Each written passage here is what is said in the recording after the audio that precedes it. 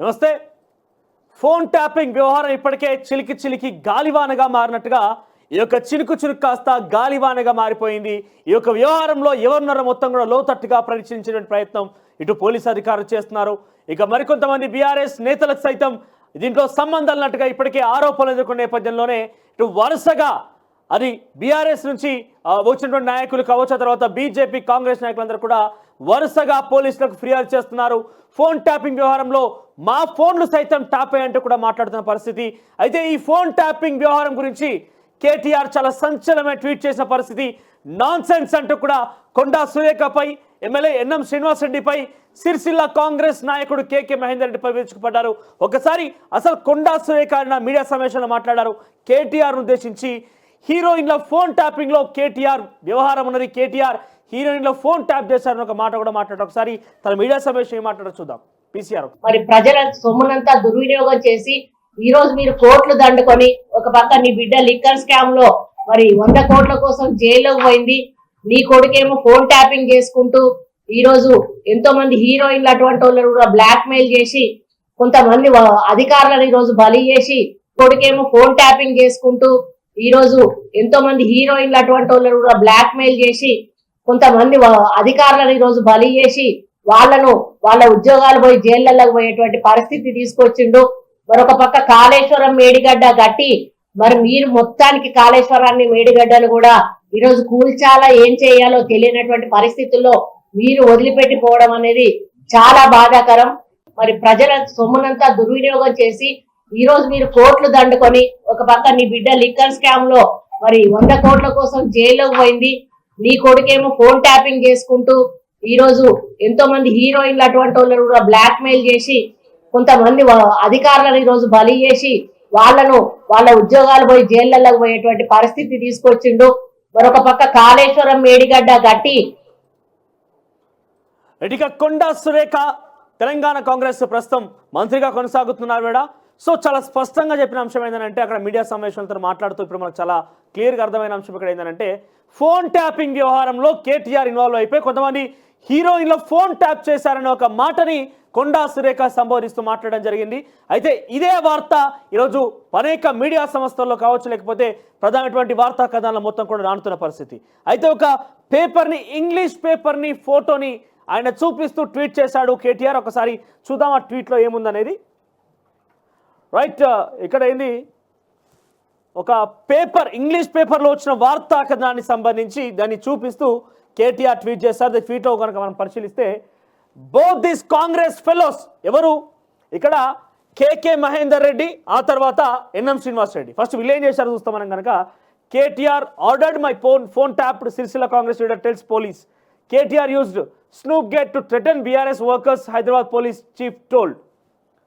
ఇక్కడ వీళ్ళిద్దరు ఏం చేశారు, KK Mahender Reddy accompanied by NM Srinivas Reddy seen exiting the CCS headquarters in Hyderabad after seeking a probe into the alleged tapping of this phone. So CCS లో complaint ఫిర్యాదు చేసిందట కేకే Mahender Reddy. So సిరిసిల్లకు సంబంధించిన కాంగ్రెస్ నాయకుడు. సో ఈ ఫోన్ ట్యాపింగ్ వ్యవహారంలో చాలా కీలకంగా అందరికి అర్థమవుతున్న అంశం ఏంటంటే పలుమార్లు ఇక్కడ కేటీఆర్ సైతం ఆరోపణలు ఎదుర్కొన్న పరిస్థితి. సో కేటీఆర్ ఆరోపణలు ఎదుర్కొన్న నేపథ్యంలోనే చాలా పెద్ద ఎత్తున ఇక్కడ ఒక్కొక్కరిగా అందరు రాజకీయ నాయకులు కూడా వచ్చి ఈరోజు ఫోన్ ట్యాపింగ్ వ్యవహారంలో కేటీఆర్కి సంబంధాలనే ఆయన ఆదేశాల ప్రకారంగానే ఈరోజు మా ఫోన్లు ట్యాప్కి చేయబడ్డాయి, ట్యాప్కి గురి కాబడ్డాయి అనే ఒక విషయాన్ని లేవనెత్తుతున్నారు. గతంలో రఘునందన్ రావు ఫిర్యాదు చేయడం కావచ్చు, ఎన్ఎం శ్రీనివాస్ రెడ్డి ఫిర్యాదు చేయడం కావచ్చు, నిన్న సిసిఎస్లో సైతం హైదరాబాద్ సిసిఎస్లో సైతం కేకే మహేందర్ రెడ్డి ఆయన కేటీఆర్ పేరును సంబోధిస్తూ తన ఫోన్ ట్యాప్కు గురైంది, దానికి కారణం కేటీఆర్ అన్నట్టుగానే ఆయన అక్కడ కంప్లైంట్ ఇచ్చినట్టుగా చూస్తాం. ఏకంగా కొండా సురేఖ కూడా మాట్లాడిన పరిస్థితి. ఇక్కడ పక్కన చూడొచ్చు, KTR had threatened actresses says Surekha.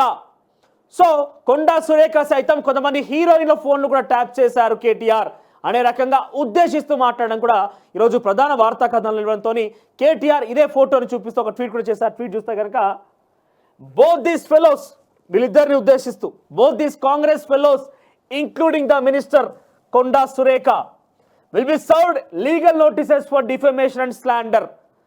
So తన యొక్క విలువకి తగ్గించే విధంగా ఎటువంటి నిరపరాధమైనటువంటి ఆరోపణ, అది ఆధారం లేనటువంటి ఆరోపణను చేస్తూ తన యొక్క వ్యక్తిత్వానికి భంగం కలిగించే విధంగా ఈ ఆరోపణ ఉన్నది. ఇప్పటికే పలు మీడియా ఛానళ్ళకి, యూట్యూబ్ ఛానళ్ళకి వరుసగా అటు కేటీఆర్ బంధువుల నుంచి కావచ్చు, కేటీఆర్ నుంచి కావచ్చు లీగల్ నోటీసులు జారీ చేయడం చూస్తా ఉన్నాం. ఈ వీడియోలు డెఫినెట్గా విడుదల చేయాల్సిందే.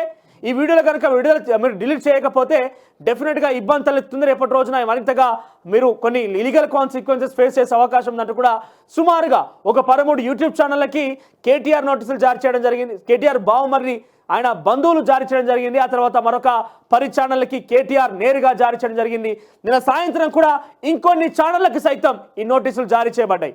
అయితే వరుసగా ఈ యొక్క డిఫామేషన్కి సంబంధించిన లీగల్ నోటీసులు ఈరోజు గతంలో ప్రతిపక్షంలో ఈరోజు అధికారం కాంగ్రెస్ పార్టీ నాయకులకు సైతం ఆయన లీగల్ నోటీసులు జారీ చేస్తూ అంటూ కూడా హెచ్చరికలు జారీ చేయడం జరుగుతోంది.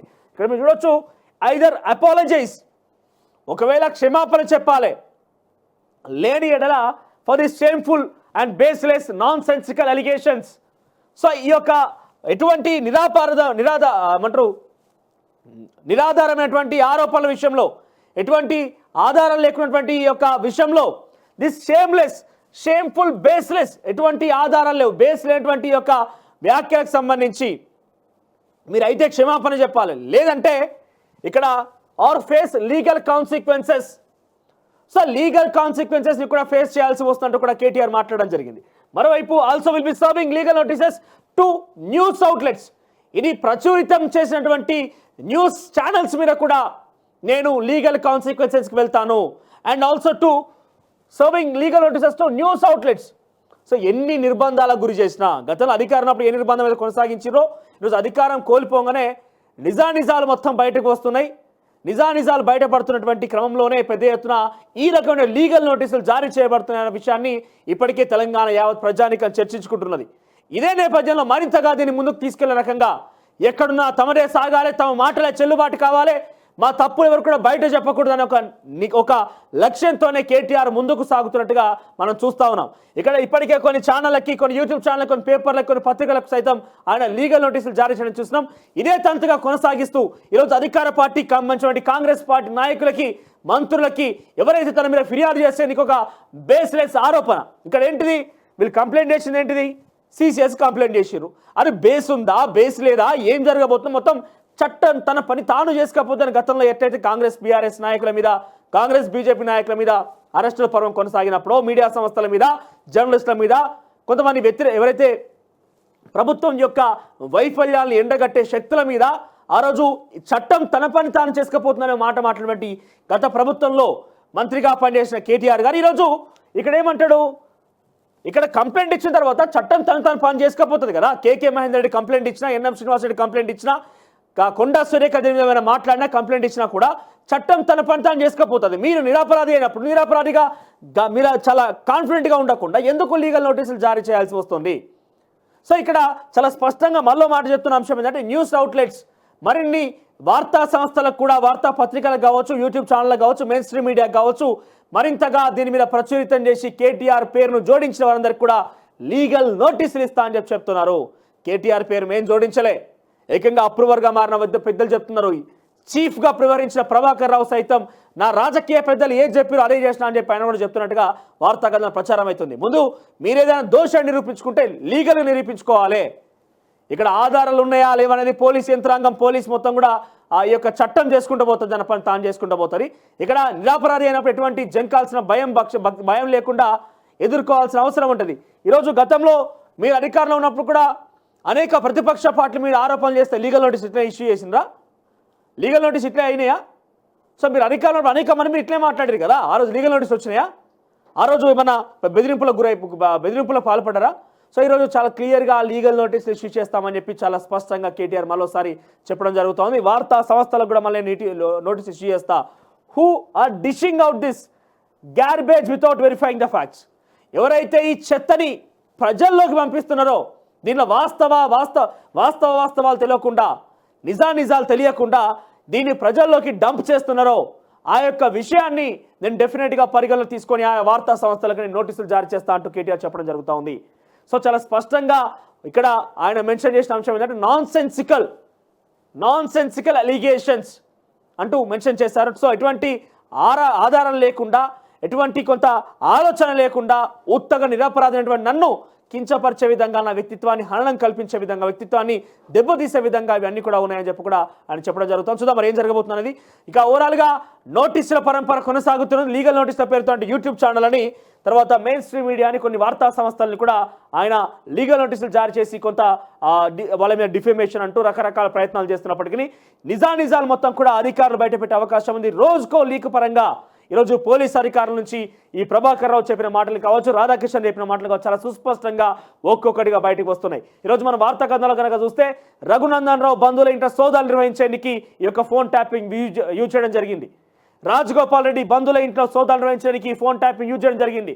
2018 జనరల్ ఎన్నికల్లో షేర్లింగంపల్లి నుంచి పోటీ చేసినటువంటి అప్పటి టీడీపీ అభ్యర్థి మీద దాడి చేయడానికి కూడా ఈ యొక్క ఫోన్ ట్యాపింగ్ వ్యవహారం యూజ్ అయిందని చెప్పి రాధాకిషన్ రావు చాలా స్పష్టంగా చెప్పినట్టు ఈరోజు వార్తా కథనాల్లో వచ్చింది. సో ఇవన్నీ కూడా ఆరోపణల నిజాలా, దీని వెనుకటువంటి కథ ఏంటి, దీని వెనుక తతంగం మొత్తం కూడా అధికారులు మొత్తం బయటపెట్టే అవకాశం ఉంది. ఒకసారి మళ్ళీ కొండా సురేఖ ఏం మాట్లాడారో చూద్దాం. కాళేశ్వరాన్ని మేడిగడ్డను కూడా మరి ప్రజల సొమ్మునంతా దుర్వినియోగం చేసి ఈ రోజు మీరు కోట్లు దండుకొని ఒక పక్క నీ బిడ్డ లిక్కర్ స్కామ్ లో మరి 100 కోట్ల కోసం జైల్లోకి పోయింది. నీ కొడుకేమో ఫోన్ ట్యాపింగ్ చేసుకుంటూ ఈ రోజు ఎంతో మంది హీరోయిన్లు అటువంటి వాళ్ళు కూడా బ్లాక్ మెయిల్ చేసి కొంతమంది అధికారులను ఈ రోజు బలి చేసి వాళ్ళ ఉద్యోగాలు పోయి జైళ్లలోకి పోయేటువంటి పరిస్థితి తీసుకొచ్చిండు. మరొక పక్క కాళేశ్వరం మేడిగడ్డ గట్టి మరి మీరు మొత్తానికి కాళేశ్వరాన్ని మేడిగడ్డను కూడా ఈరోజు కూల్చాలా, ఏం చేయాలో తెలియనటువంటి పరిస్థితుల్లో మీరు వదిలిపెట్టి